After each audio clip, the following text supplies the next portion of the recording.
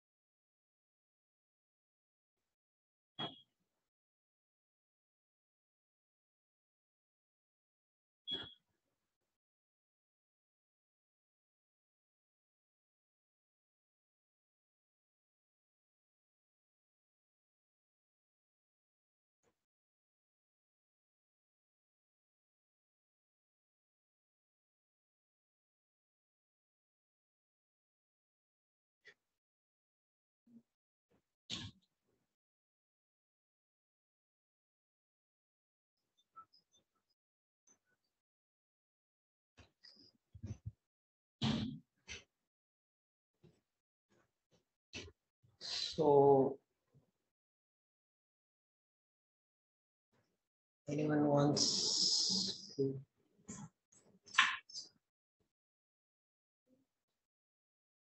No one wants to say exactly what it is and what it could be. What do we see in the video? And some few people. You can just say, no need a slide.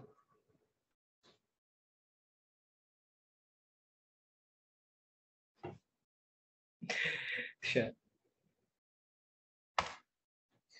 So what we were seeing there is basically he initially had a facial grimace, and then it was followed by a behavioral arrest.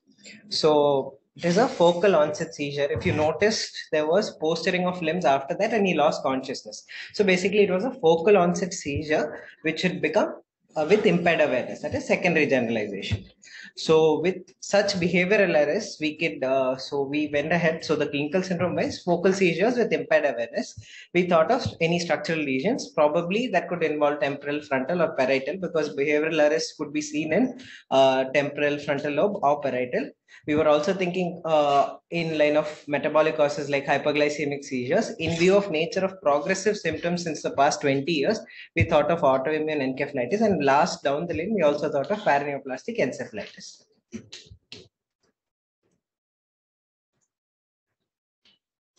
So investigations wise, his hemoglobin was 14.1. His total counts was 9,500 with neutrophil predominance. Platelet count of 1,83,000. His RFT was normal. His LFT was noted to be normal. His electrolytes showed a low bicarb of 14. He had presented to us in the emergency department with a glucose of 404 with a serum ketone of 2.1 and a urine ketone of 3 plus with a pH of 7.3. His CSF analysis showed a glucose of 99 with a concurrent GRBS of 300 and a protein of 75.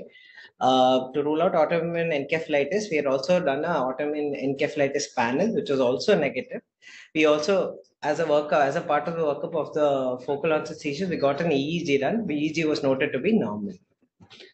We did an MRI brain to see what he had. So for as a part of the evaluation of the seizures, and the MRI brain showed bilateral near symmetrical thinning of the perirolantic region, which was very significant. We went and rediscussed with Dr. Harshad also. He said it is very typical of a birth trauma. So retrospectively, we went and asked the patient. He called his father and asked, and we found out that the patient had around 30 to 45 minutes of post birth of there was no cry and probable hypoxia bar hypoglycemic episode, after which he did not need intubation. He was resuscitated. Further details of the same we were not available, but there was a clear period of apnea after the birth. The other issues we wanted to go through was, why did he have pancreatitis and diabetes at such a young age? He was a 39-year-old patient and he had pancreatitis. Outside, he was diagnosed to have a pancreatic diabetes, but pancreatic diabetes presenting as DKA is not very common. So hence we worked him up for autoimmune diabetes also. And we noted that anti-GAD was 315. His islet antibody is awaited. So he had response with oral anti-diabetic drugs, later needing insulin and insulin requirement increasing. So we thought that there are features of both probably the pancreatitis could have pushed him into the underlying late onset type 1 diabetes, late onset adult autoimmune diabetes we were thinking of, because he fits into his age of presentation is about 30, and then his insulin time requiring insulin is greater, and presence of GAD antibody, we were thinking in line of LADA.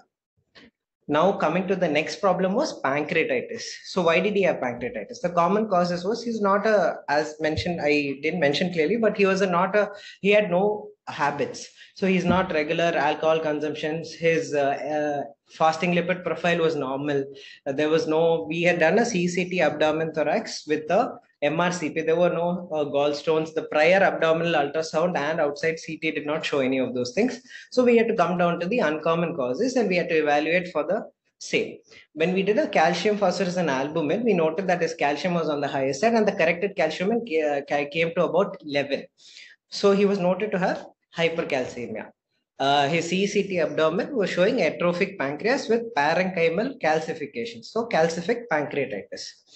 So why did he have hypercalcemia? So we have to look at whether it was acute or in a chronic duration. So if it is acute or an unknown duration, we have to now evaluate for parathyroid hormone.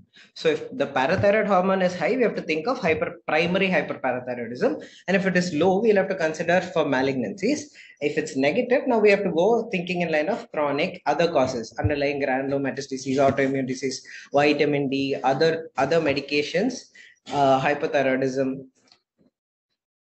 So in coming to our patient, we noted that our patient's parathyroid hormone was 213.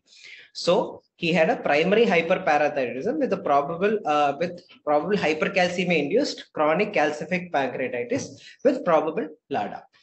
So, and his long-standing epilepsy, most likely remote symptomatic epilepsy, secondary to HIE bar hypoglycemia at birth.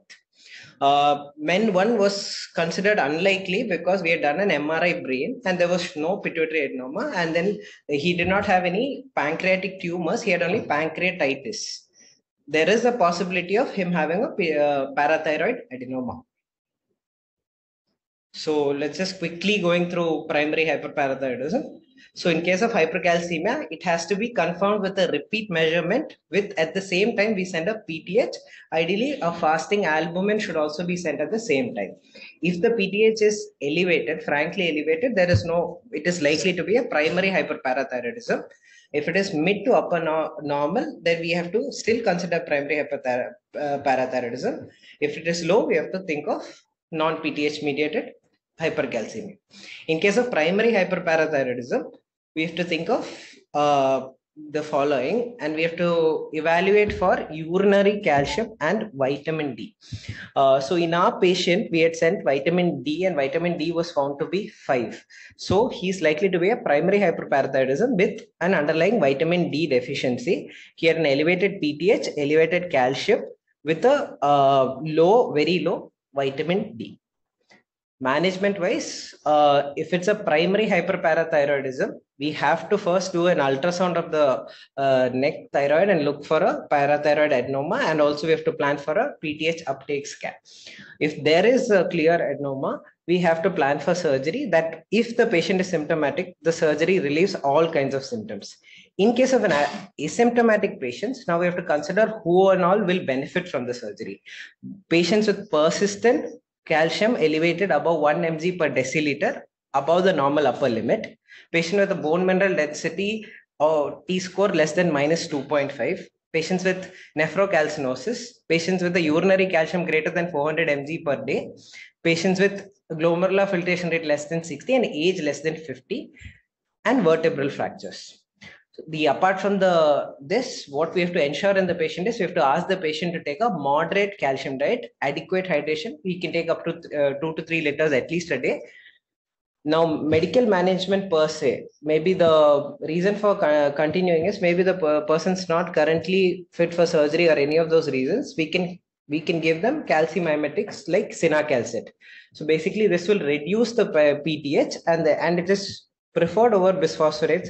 There is paper showing evidence of cinacalcet being preferred over bisphosphonates. But in case of patients with poor mineral density, we can use bisphosphonates like alendronate as a method to reduce the hypercalcemia. In our patient, for the seizures, he was initiated on levetiracetam and carbamazepine, with which his seizures had come under control. The other issues, pancreatitis, he was for his exocrine insufficiency, he was started on pancreatic enzyme supplementation, and for endocrine insufficiency, he was on insulin. For primary hyperparathyroidism, he was unwilling for further testing. He is planned for a ultrasound. He is planned for urinary calcium evaluation and a PTH uptake study. So right now we've asked him to follow up with an endocrinologist over there. We have started him on cinacalcet for now, and once the adenoma is confirmed, we will plan for a surgery. Thank you. Thanks, Ritesh. Any questions from the audience? So he's following back with medicine? He will follow up with medicine, endocrine, but within 3 months only, ma'am. So we have asked him to follow up locally with endocrine if possible, and at least do the ultrasound of his neck, and we can further. We have started him on cinacalcet so that and pancreatin, and he was never on any anti-epileptic drugs before. He was on 6 months ago. He was on carbamazepine, but his compliance was quite poor, and he was having still episodes of seizures. Any other questions? Now, one concern in saying that the pancreatitis is caused by the hyperglycemia because of 2 reasons. One, it's usually an acute elevation in calcium that causes pancreatitis, and primary hyperparathyroidism causes a chronic hypercalcemia or intermittent hypercalcemia. The degree of hypercalcemia usually relates to the degree of pancreatitis. In the patient, it's very mild hypercalcemia. It's almost normal, which is expected in primary hyperparathyroidism, but for that might the amount of hypercalcemia because of pancreatitis sounds a bit unlikely. Sure.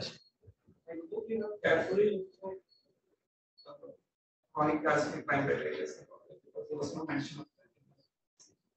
Sir, chronic calcific pancreatitis, because that would be a cause of the amounts of lean nitrogen and pancreatitis. There are no calcifications in the pancreas. There is calcium. There are calcifications. I missed that. But were they not considering chronic calcification? Only thing is that I think what their discussion was that the etiology being only chronic calcific pancreatitis, the patient presented with a DK. So is chronic insulin dependent diabetes. With the pancreatic diabetes, little unlikely. So they involved another etiology along with calcific pancreatitis for the diabetes.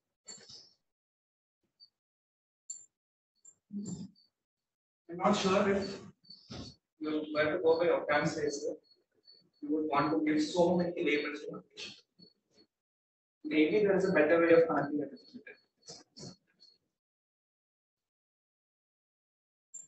New.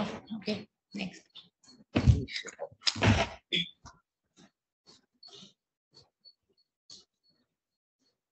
Who's next?